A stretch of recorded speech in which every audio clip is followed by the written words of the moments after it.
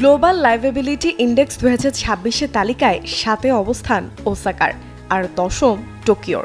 শীর্ষ 10-এ দুটি শহর নিয়ে জায়গা করে নেয়া এশিয়ার একমাত্র দেশ জাপান।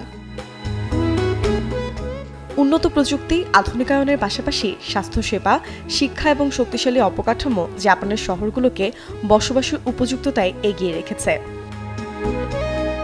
মূলত জাপানের শহরগুলোতে পাড়ার মধ্যেই দৈনন্দিন প্রয়োজন মেটানোর সুযোগ আছে। সরু সড়কের দুই পাশে ছোট ছোট দোকানপাটে গড়ে ওঠা ঐতিহ্যবাহী বাণিজ্যিক এলাকাকে সেখানে বলে শোতেনগাই, যা শুধু কেনাকাটার জায়গায় নয়, শোতেনগাই স্থানীয় মানুষের সামাজিক এবং সাংস্কৃতিক মিলনস্থল।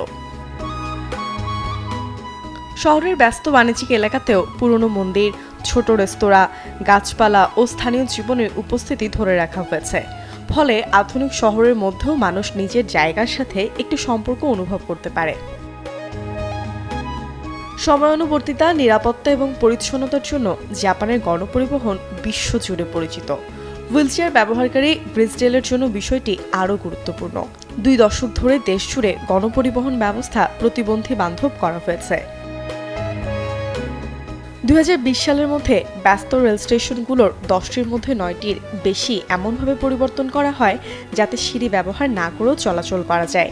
দৃষ্টি প্রতিবন্ধীদের জন্য বিশ্বজুড়ে ব্যবহৃত হলুদ উঁচু রেখাযুক্ত পথের উদ্ভাবনও জাপানে।